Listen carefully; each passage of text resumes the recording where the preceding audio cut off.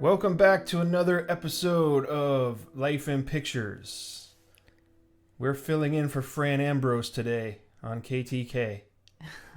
We were going to have a really cool intro, but I'm not very good at figuring out how to record it, so...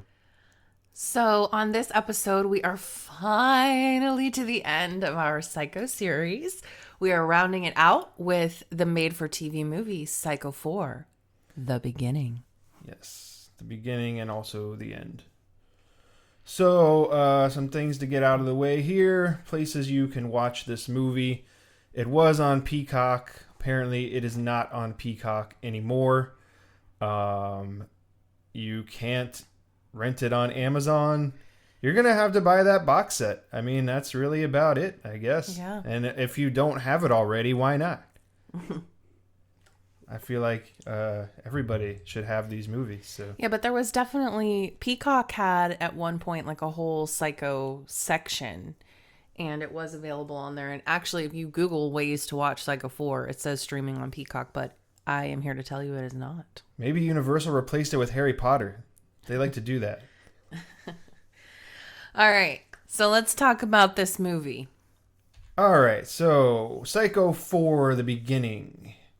So in this movie, it's kind of a prequel and a sequel at the same time. It takes place over several timelines, basically starting... Well, I mean, it ranges from Norman's childhood all the way up through adolescence, and then it also goes to his, at the time, modern day, where he was like in his 60s or something. I don't know, 50s or 60s, something like that. 1990. So Yeah. he's grown. So the premise of this movie is they are doing... It starts out, they're doing a radio show where the topic is boys who kill their mothers. Matricide. Matricide. The most unbearable crime of all. Most unbearable to the son who commits it. And so then they have a caller that calls into the show who calls himself Ed. Mm-hmm. And then you realize Ed is actually Norman because they show him talking on the phone, and I don't know, it's pretty cool. He starts... So that's the way they frame this movie, is that it's him sort of telling his history to the listeners of this show, and they kind of reenact these events in his life for you. And this is really the first time that we get to know these things about Norman. Yeah, it's really a deep dive into the character. He recounts his childhood and his victims. He skips over Marion, which is kind of interesting. I don't know. I can see valid points for including and excluding Marion from this movie, so not really upset about that. But thought that was I think he interesting. mostly discusses the kills prior to Yeah. Marion. So I guess, that was a choice because we've already seen the other one. It's been done. Yeah. Yeah. So he's kind of building up a rapport, I guess, with the host of the show, who is played by CCH Pounder, who you may recall from Carmen Sandiego, among other things. Where in the world is... If you don't remember that, you should watch that too. Like, who doesn't remember Carmen Sandiego? So he's building up this rapport, and then all of a sudden he says that he's going to have to kill again. Mm-hmm. And so that's sort of kind of the big shocker intro. And it's interesting because he's very, he's recalling these parts of his childhood and all this stuff, and he's very calm and very mellow, and then, total psycho move. Yeah, they do that a lot, too. They kind of switch in and out of, they take you off to where, you'll see this pleasant memory, and then they snap back to, but this crazy thing's going to happen now. So basically, his wife is pregnant, and he doesn't want to bring a child into the world that has his genes. So he's decided that he's going to kill his wife. Yes. He reveals that he met his wife in the institution. She's a nurse that took care of him. Ultimately, she is able to reason with him and make him realize that killing his wife and his unborn child would be counterproductive to his rehabilitation.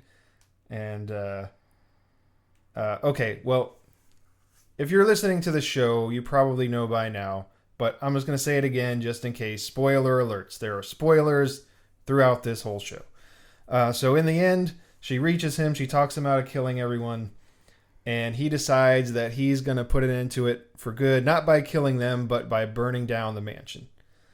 And then you can hear a baby scream, and it sort of implies that the next generation has arrived, but it is not really explicitly stated whether or not that child is healthy or mentally unstable the way that Norman is. So I suppose that is somewhat of an open ending, but you can interpret that as you wish.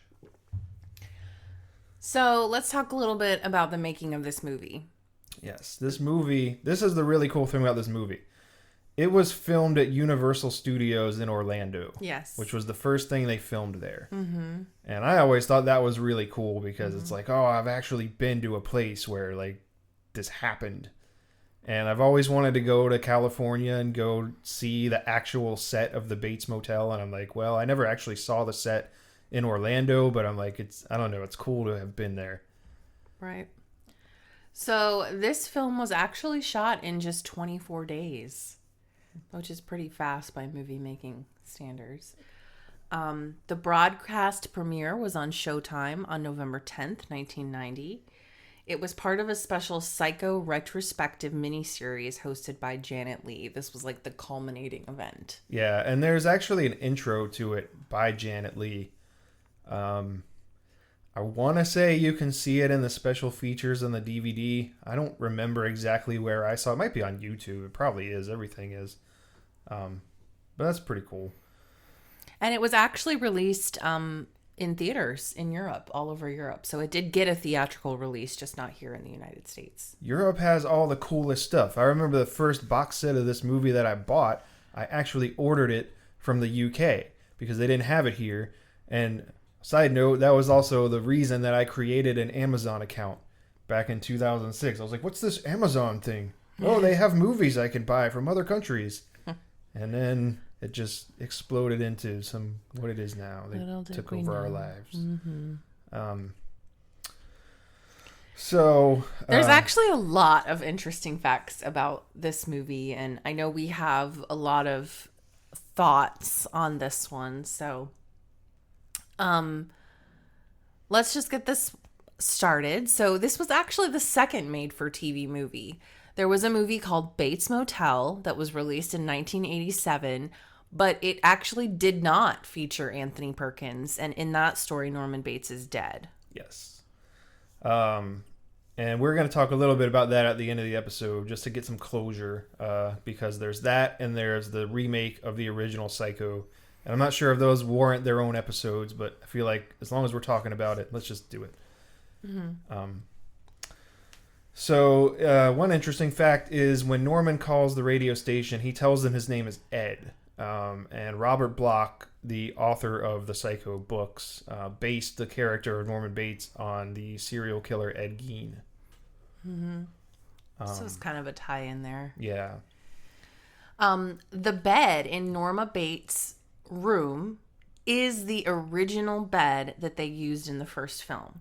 Now, I did read that some of the parts of the room are different in this film. Like, there's a bathroom in there, and that's not in the original. But the bed itself is the one from the first film. Yes. Mm-hmm. Here's an interesting fact. Norman Bates in this movie is played, or young Norman Bates, adolescent Norman Bates. There's several iterations of Norman Bates in this movie. There's child Norman Bates, there's adolescent Norman Bates, and then there's like old man Norman Bates. Mm-hmm. Adolescent Norman Bates is played by Henry Thomas, who played Elliot in E.T. Elliot. which I thought was really interesting. I did not realize that at first when I was young, when I first saw this movie, but I think that really shows his range as an actor. He did a really good job. He actually injured himself during this movie. He got so into the first kill that I think the knife slipped and cut his hand pretty bad. Apparently he was stabbing a cantaloupe or something, I think is what they To make that flesh had him sound. do, or something like that. I'm trying to remember what it was. There's some kind of thing where he was hitting it real hard. And, Yeah, but he got like a scar, a permanent scar, and nerve damage, yeah, which is no joke. that's Yeah. battle scars right there. And apparently Henry Thomas was in the running to play Norman Bates in the remake before Vince Vaughn got the role, which I don't know if that's good or bad that he didn't get it. Depends on how you look at And it. I know when we were rewatching this, I said to you that the way that he plays Norman is very similar to the way that Freddie Highmore in the Bates Motel series played Norman, that kind of, jumpy kid. So it's interesting. I wonder if they had gone that other route, if the film would have been better than it ended up being. Yeah, I mean I don't have very many good things to say about that remake. Maybe Henry Thomas could have saved it. I don't know. We'll never know. Yeah. But it's interesting. This is the only sequel that uses the original score by Bernard Herrmann, although it's not the same recording. You can tell it's a little slower. Some scenes it's a little faster. It's a little different. Same music. It also does not have any clips of the shower scene in it. Although the shower scene is indirectly referenced. Yes. There's a scene where he's making dinner when he calls into the show, and he cuts his thumb and he puts his thumb under the sink, and then you see blood swirling around in the drain. There's a scene later on where when Norma brings Chet home for the first time, Norman sees them in cabin 1 together, which cabin 1 is obviously where he eventually will murder Marion Crane. And the first thing he sees is Chet in the shower in cabin 1. So it's somebody showering in cabin 1 that he will eventually also murder. Yeah. So it's not a direct reference, but it's some foreshadowing, and I feel like that's Right. intentional. But it's the only sequel that doesn't have a clip of the actual shower scene, Right. which is interesting. Yeah. And usually they're trying to ride those coattails, so it's nice that they branched out a little bit. This movie actually was written by Joseph Stefano, who worked on the original Psycho. So that was kind of cool too. I think he used to tell people that he wrote the shower scene, and then there's some debate about that. Other people that worked on the film said he wasn't anywhere near involved in it, so I don't know. Do with that what you will. So like Travis said earlier, this was the first film ever to be filmed at Universal Studios in Florida. And the original premise of that theme park was that it was going to be like a working movie set. Yes. And Ride the then- movies. Yeah, and then over time, it's just become it's just a theme park now. I don't think they film movies there anymore. Over time, it just became a place where you could see Harry Potter. Yeah, That's basically. it.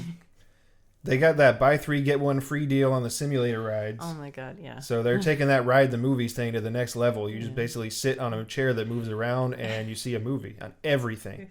And then you get to see Harry Potter, and that's it. And I for one am glad that they replaced everything with Harry Potter, because Harry Potter was such a breakthrough movie for Universe. Oh, wait a minute, that wasn't them. I don't know why they did that. I mean, they made a lot of money, so like whatever. I guess that's why they did it, but from a movie standpoint, you got rid of Jaws to put Harry Potter in. Oh my gosh, that's another episode. You can't do that. He could go on and on. Jaws was your original blockbuster. All right, let it go, honey. Let it go. It's not gonna happen. This is the first film where Virginia Gregg does not provide the voice of Mother because she passed away in 1986. So in all of the other Psycho through Psycho 3, she was that distinct mother voice. But she does not obviously provide the voice of Mother in this movie. And then speaking of Mother, Olivia Hussey is who plays Norma Bates. And she didn't even have to audition for the role. She was just offered it and she immediately accepted. She definitely wanted to be a part of this film. You might also remember her as playing the role of Juliet in Romeo and Juliet. Is another famous role. She's been in a lot of stuff. Not Claire Danes. But yeah, the original one. The good one. Whatever. That one is good. Anthony Perkins in this film is the only actor to reprise his role. Everyone else is a new character. So yes. Well, it's a new actor, right? A new actor. Yes, yeah. because like we were gonna say here, the psychologist that is on this show with them is the original psychologist to examine Norman, although it's not the same actor. Mm-hmm. And he has a different name. And he has a different name for some reason. They say he's Leo, but like in the original one, his name is Fred. So I don't know, maybe it's just a mistake. Yeah. But Steven Spielberg wrote a letter to the director explaining his admiration of the film. And that guy still has it in his office. I mean, yeah, of course. Spielberg also obviously worked with Henry Thomas on E.T. Just a little film. I don't know if you've heard of it. I'm blanking on the name of this director. I used to know it. I could Google it, but I won't. You know what? If you know the name of it, why don't you interact with us on our socials at Life in Pix Pod on Instagram and Twitter. Yeah. And Life in Pictures Podcast on Facebook and Life in Pictures Podcast on YouTube. And I think that's all of them. Oh, it's exhausting keeping up with all of these social media accounts.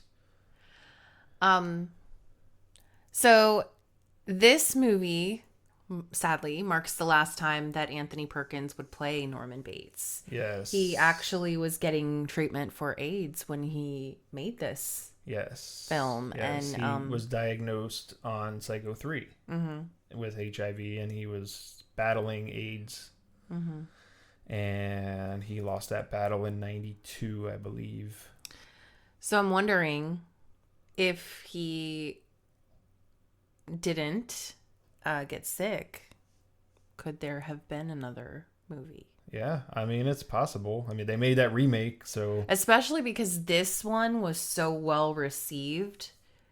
And it's a new, whole new, they brought a new life into the world. So there's a whole new way you could take this I mean, story. they could still make a sequel. I mean, just not with him in it. Yeah. They did that in the books. Like, I'm pretty sure that the Psycho Sanitarium book that came out, Norman isn't in it directly, but... I don't know that the series could continue on without Anthony Perkins. Yeah, I mean, I don't think it's something they would do like a whole new series, but you never know. I mean, they made that Bates Motel TV show without Anthony Perkins, and that was pretty good. So, oh, and this is the only movie where Norma Bates is alive. She's not a corpse in this movie. Well, she's of course for some of it. That's true. You're right. But she is alive for a good portion of it, which is, I feel like the Bates Motel TV show, the recent one, stole a page out of this movie's playbook. It's interesting to see Norma alive, because otherwise you just kind of have Norman's, you have to take his word for what she was like, and then you get to see firsthand. And I thought that was an interesting aspect of this movie, where you can see some of those things that you've only heard about before, like her being alive and what the institution looked like, and things like that. I also think it's interesting because in this movie, when Norman is talking about his mother, obviously that's his remembrance of her. Yeah. Whereas in the Bates Motel series, like you were saying, that's happening in real time, so we get to see like Norma from an outside perspective. I guess that's true, because in the movie, like you still kind of have to take his word for it. Yeah, she's either, what I see is how he's torn. She's either really bad or really good, and there's no like in between. Yeah, you can kind of tell there's at least from his perspective, it was like he loves her because she was his mother, but she was very manipulative and, or according to him, she was. I don't know. We'll really never know that, I guess. This film also had the fewest knife murders. Only one. Just the one. The first one. Yep. Anthony Perkins, after seeing a screening of the film, called it the best of the sequels. I agree. And so that's wholeheartedly. Pretty high praise coming from him. So anyway, yeah. So that's kind of some of the interesting facts. We'll move on to some of our kind of personal experiences, favorite scenes, questions we have, things like that now. I'll tell you kind of my earliest memories of this movie was, like I said, when I was younger and discovering the series and everything. I can't remember if I saw this on TV first or if we rented it first. Because I remember they used to have it at Blockbuster. And I'd be like, oh, there's a fourth one. That's cool. I don't remember if I saw it there or if it was on TV. They used to show it on the USA Network all the time. Like, I feel like it was on, like, every weekend or something. This probably wasn't that much, but, like, you could catch it frequently on there. Yeah. And I think that was kind of the first time that I saw it. I don't remember if it was Blockbuster or USA, but one of those two. What about you? I'm sure I watched it with you on a DVD. So one of the striking questions that I have always had is, why would this psychologist or nurse, I'm not really sure if she's the nurse or the psychologist. I think I've heard both said.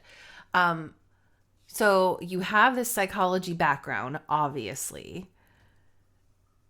Why would you marry Norman Bates knowing that he's had multiple times in his life where this mother personality comes out and takes over and is extremely jealous and domineering and has a tendency to murder women that Norman has feelings for?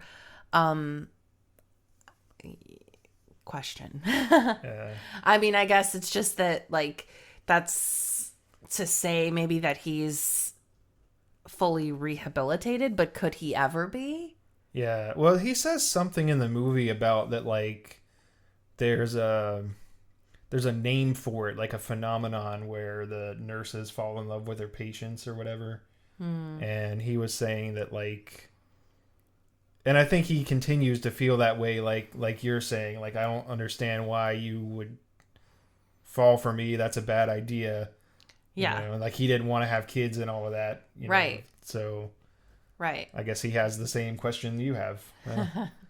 And then I think my favorite scene, I think Norman Anthony Perkins really does such a great job of, like, switching between just being regular Norman Bates and being slightly humorous Norman Bates and then being psycho Norman Bates, you know?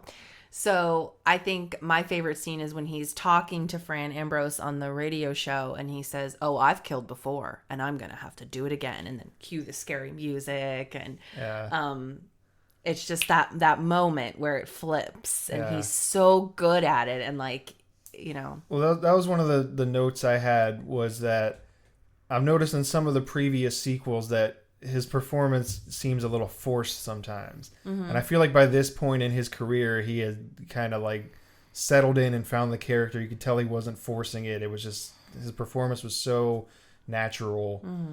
And I enjoy the range too, where, like I've said about the other sequels, where they have some of these moments where they provide humor in the midst of all of this, you know, insanity. Right.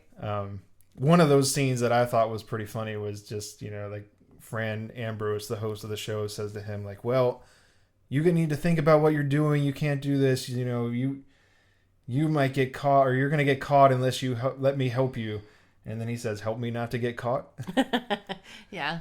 It's just the humor is not forced. Like, it's just, it's much better in this film. And he just looks right at the camera with that, it's like that little wink at the audience, you know. Um, so some other things that I noticed, I took some notes while we were watching this movie, and I'll try to go through the relevant ones here. They're not. Some of them are just sort of plot point summaries. So I know in the beginning they have this little montage where they're showing him sort of preparing dinner, and there's a scene where he's stitching up a turkey. And for some reason, when I was a kid, I always thought that was like a human, like he was. That's because his mother didn't cook, so he didn't know what a turkey looked like. Oh, okay. Anyways, I always like avoided that scene because I'm like, oh, that's so gross, and then later on I realized like, oh, that's not what I thought it was at all.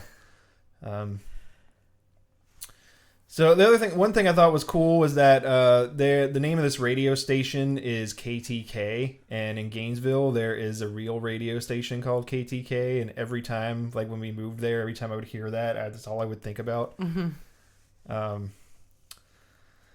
Let's see what else.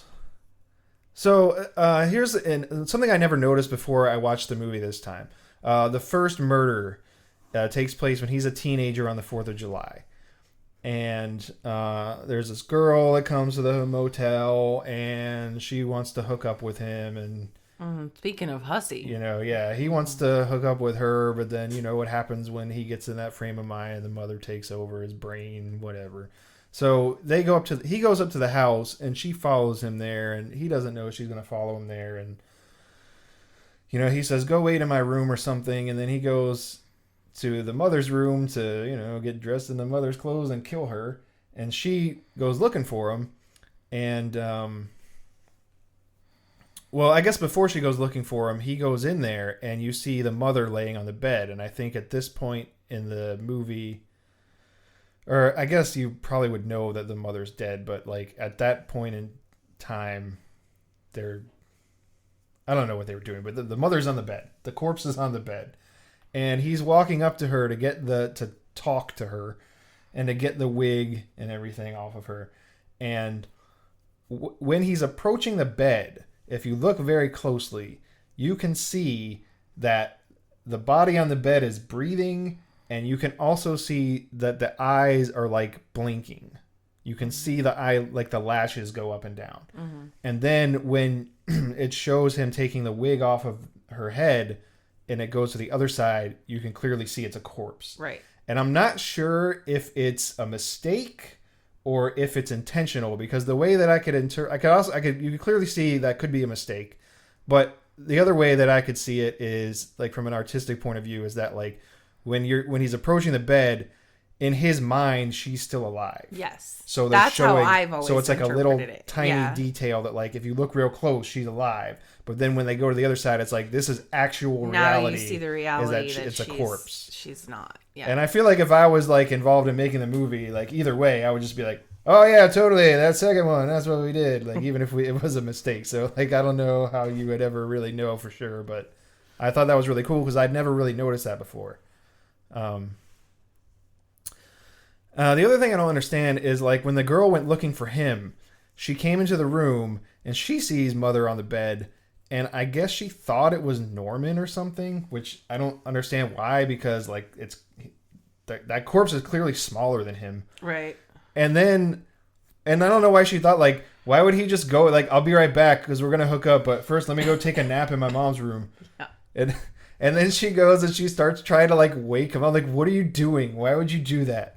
And I'm like, and if you thought it was his mother, why would you try to wake the mother up? Like, none of it makes any sense. Right. I don't understand what's happening there. But then, she gets killed, so whatever. I thought also it was weird that, like, after that first kill, he does his famous, oh, God, mother, blood. Like, does he say this every time he murders someone? Like, I think that might be, like, his snap back to reality. Like a, not like a tradition, but like his...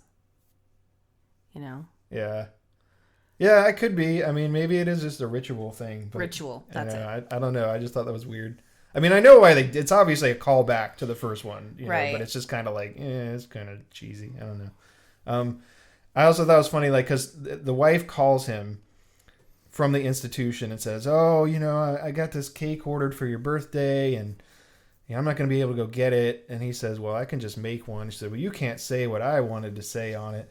But in the opening credits, they show the cake being made, and all it says is "Happy Birthday, Norman." Like, it's not that special. Like, what else are you gonna say? Well, maybe she just doesn't feel like he could write that. It's like, you could never say "Happy Birthday, Norman." That's crazy. And then one thing, I guess I noticed it the first time here is where she said, "Well, I could keep the cake cold downstairs," which she's referring to the morgue in this institution she's in, which I never caught on to that before. Speaking of where, like, they show those like nice scenes and then they snap to something sinister. Like, they showed this one where, he was having this picnic with his mom and it starts to rain, and instead of being sad, they just play in the rain, and then out of nowhere he's just like, I killed her boyfriend too. Like, he just kind of snaps back into that. Oh, what else did I write down here? I don't want to get bogged down too much in the details here. Another thing that I thought was interesting was one of those more humorous things is where the producer is talking to the psychologist, and he says, "Is all you care about is ratings?" And Fran Ambrose says, "No, ratings don't have anything to do with this." And the producer's like, "They do to me." Yeah, because at this point they're kind of powwowing off radio about how they can they think it's Norman Bates, but they don't know where he is, and they're trying to figure this out and keep him on the phone so that they can ensure that he doesn't kill anyone else. And so at that point, Fran's like, I don't care about ratings, I just don't want someone to die. And the producer's like, well, I care about ratings. I care about ratings. Yeah. So some more questions that I had were, I noticed that, like, every time he kills someone, he puts them in the car and pushes them in a swamp. Mm-hmm. All the way. And this was when he was a teenager. So you got to imagine that, like, it's probably like a decade later by the time Marion gets there. Like, how many freaking cars can this swamp hold? It's not that big of a swamp, Yeah. I just thought that was interesting. They show a scene where Chet Rudolph, who is the guy that Norma brings home that sort of pushes Norman over the edge, they kind of paint him as like kind of a jerk. But again, this is from Norman's perspective, so we don't really know. But then they have this scene where, they show he's not all bad. Like, he kind of takes Norman out, and they try to have a boxing match, and he's trying to bond with him.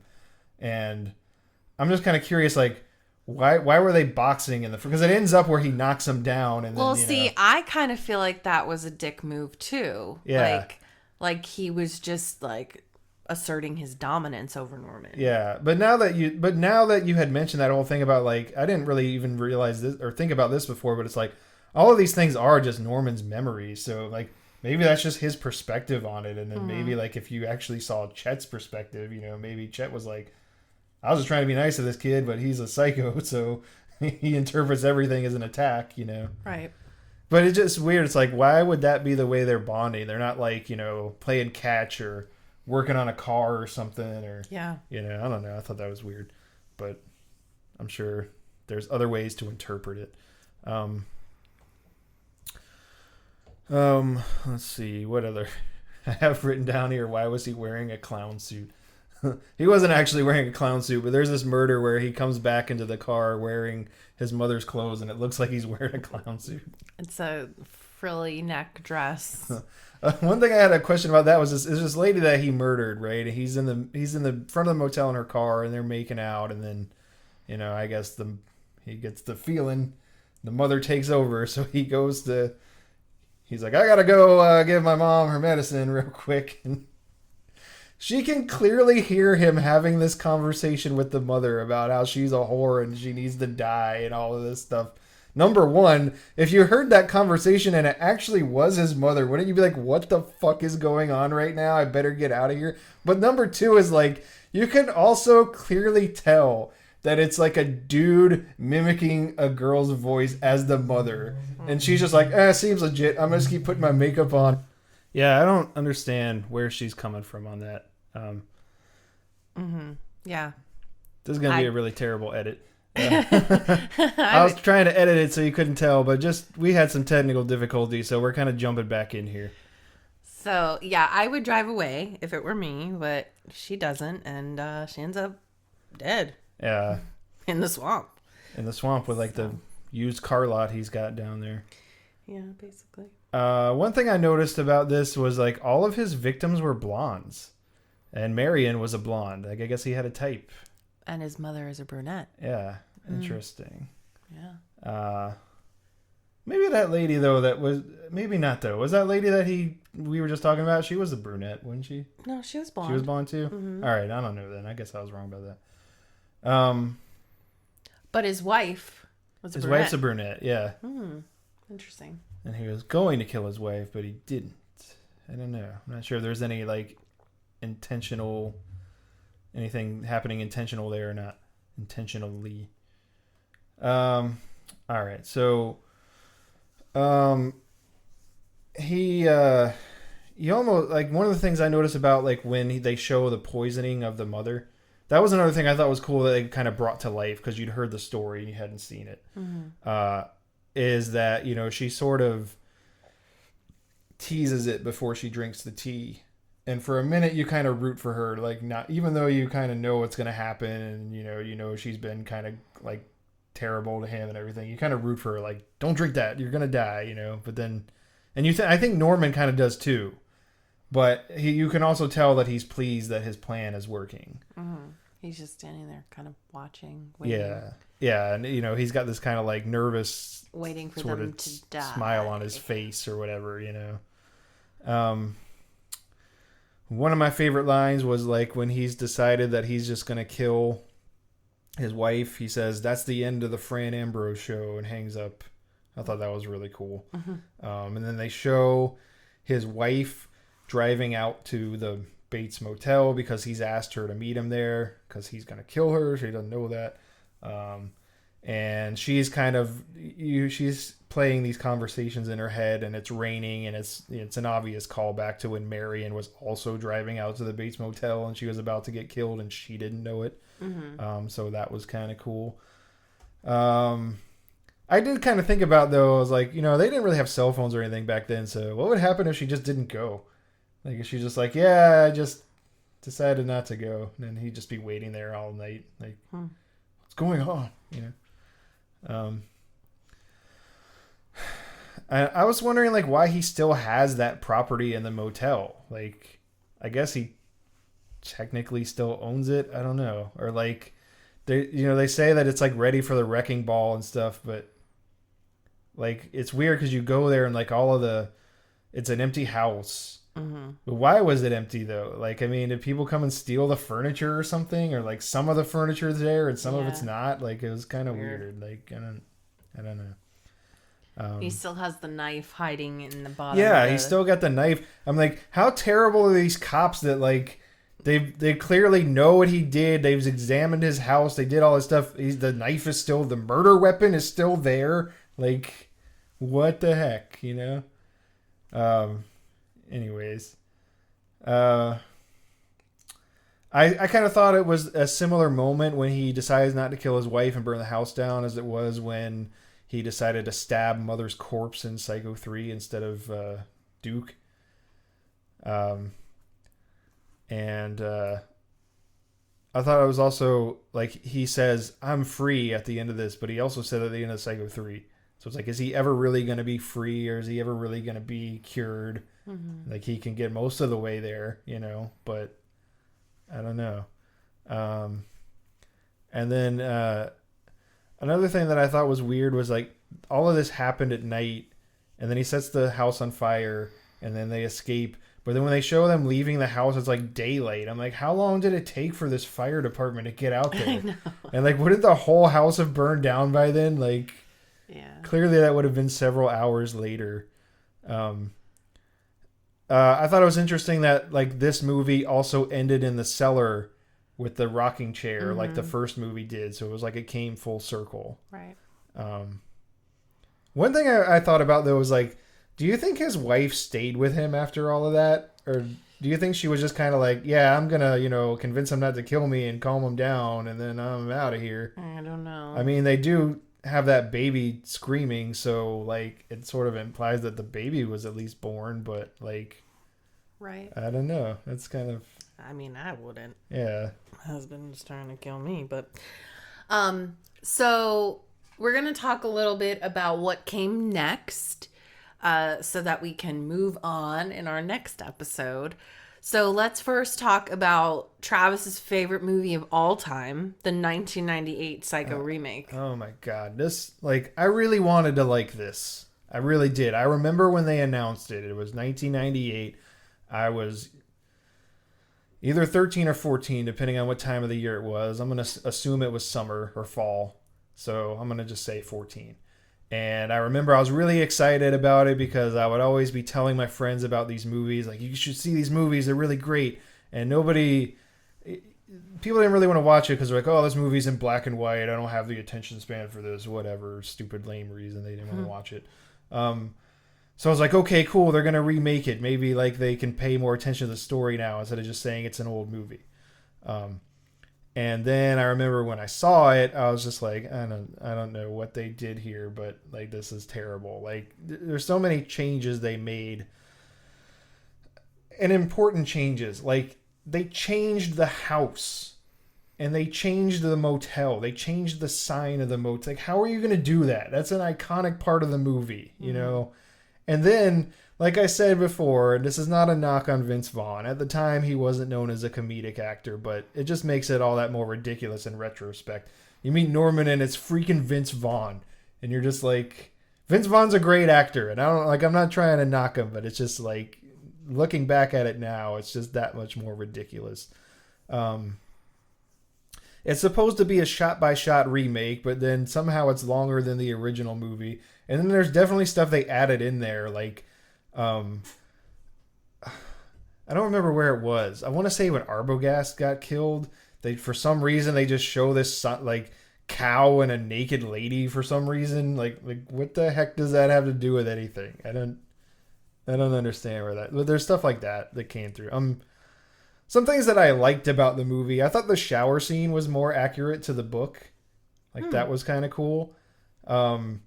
Flea was in the movie. Flea from the Red Hot Chili Peppers. It actually is full of big names. So Vince Vaughn, Anne Heche, Julianne Moore, William H. Macy. Like, there's a ton of big names in this on movie. paper, it should have been a good movie. Yeah. Like, it looked like it was going to be really great. And, I mean, it's... Directed by Gus Van Sant. Yeah, it's okay. I don't know. There's a few things, though, that you just can't get past. Yeah, like, no, it's not good. It's not good. There was a Busta Rhymes song where he sampled the Psycho score. I remember when that came out. I thought that was really cool. I still listen to that song even now. And I mean, it was a commercial failure. The budget was $60 million. It made 37 at the box office, which is nothing. Yeah. And it also kind of ensured that Universal wasn't really going to put any more money into this series forever. You know? So it was also nominated for a bunch of like awards for being terrible. So Golden Raspberry Awards, including Worst Remake, Worst Director, and Worst Actress for Anne Heche. Yeah. So it just wasn't... It wasn't what they thought it was going to be. But, I mean, Vince Vaughn is Norman Bates. It's just not right. Yeah, it's at the time, it wasn't that crazy, but now it's like, eh. Although, I will say this. I would recommend that you watch it. Just watch it for completeness sake, But be prepared. Then they made the Bates Motel series, Yes. which we really liked. All of these years later in 2013, from 98 to 2013. And I remember when they announced that, I had the same kind of reaction. I was kind of cautiously optimistic because I was like, that's really cool that they're doing something with this series, but I hope it doesn't turn out the way it did last time. Yeah, it was phenomenal. And they did a great very job. Dark. Very, very dark. Yeah, and this show is different. It didn't take place in California. Norman had a brother. There was like a big focus on the drug trade, and like a kind of a seedy underground in this kind of sleepy town that they live in. So there were a few differences, But it was kind of generally the same. It showed Norman as a teenager. His mom is alive, so similar to Psycho 4. Norman is played by Freddie Highmore. And Norma Bates is played by Vera Farmiga, who I love. Yep. The sheriff is Carbonell Nestor. Yeah. That guy's pretty cool. He's awesome. I mean, if you've seen the show, then you know what we're talking about. If we're not, go watch the show. I ain't trying to spoil too much of it for you, but it's a really good show. It aired for 5 seasons from 2013 to 2017 on the A&E network. It's the whole series is on Netflix now. Yeah. Probably other streaming services as well. Yeah. But it's very good. Marion Crane was played by Rihanna. Yes. Yeah. Here's another spoiler alert. If you haven't seen the show, this is a spoiler. But Marion survives. She does. In the show. Yeah. So. So it's loosely based, and then that final season is kind of loosely adapted from the first film. That's when they introduce Marion Crane, and that's when when Mother dies. Yes. Mm-hmm. I thought Rihanna did a good job as Marion Crane. Mm-hmm. Yeah, it was very good. It was a good show. You should check it out. The ending of the 4th season is very shocking. Mm-hmm. Like, I remember the 4th season kind of being checked out most of the time. Like, yeah, okay, whatever, I'm going to watch this. And then at the end of that, I was like, oh my God, that was such a great ending. Now I have to wait for the 5th season. I know. Yeah, and this is back when you had to wait to watch the next season. Yeah, it wasn't, they hadn't filmed it yet. You won't have to wait. So yeah, you can watch it immediately. It's great. You should definitely check it out. Okay, so where are we now? So basically, we've come to the point in the episode where we're going to tell you to find us on social media. On Facebook and YouTube, we are Life and Pictures Podcast. On Twitter, we are at Life and Pics Pod, and same on Instagram. We have no idea what we're doing for our next episode, so please help us out. Should we do something that's like currently in theaters? We've just seen Jurassic World Dominion. We're going to see Lightyear. Should we do another series? What do you want to see? Otherwise, we're going to end up doing like The Wedding Planner or something. I'm going to vote for not another series right away. Yeah. Just because we kind of got bogged down with this initial one. But as I've been thinking of like, what could we do next? There's so many good movies that are part of a series. Yeah. The Jurassic series. Yeah. Jaws. Like Scream. Yeah. Nightmare on Elm Street. Those things are totally coming. Yeah, I'm just saying maybe not right into a series right off the bat. Give us some ideas of what would be a good next step. I always love a good movie with a wedding in it. That makes me very happy. But yeah, so we want to know what you think would be a good next. So please let us know. Yep. Some other things on the horizon is we're going to try to do some video episodes. Mm-hmm. We do have our YouTube channel, which we haven't done much with yet. Yeah. We posted the audio of our episodes so far on there, but I realized that most people on YouTube are there to see videos. And as we wrap this up, today is Father's Day. Our last episode is going to air on Father's Day, and our first episode aired on Mother's Day. Yeah. So, and I do know you have forgotten to mention this in our episodes, but you have like a tie-in with the Norman. Oh, that's thing. Right. Yeah, thank you for reminding me, because this was our last episode. So another interesting fact about this series and me is that my father's name was Norman, and his mother's name was Norma. Mm-hmm. So that's on this Father's Day, happy Father's Day to you, my wonderful husband and father, and we hope all of the fathers out there have a lovely day today. We're going to see Lightyear with our kids. I think you meant to say, my wonderful husband and a wonderful father. Oh. Just clear that up. I'm not your husband and your father. No, you're not. We don't live in Alabama. We're not that far south. Just... Yeah, no. No offense to our southern neighbors here. Yeah, but no. Anyway, thank you for listening to Life in Pictures Podcast, and we will see you again real soon. All right. Bye.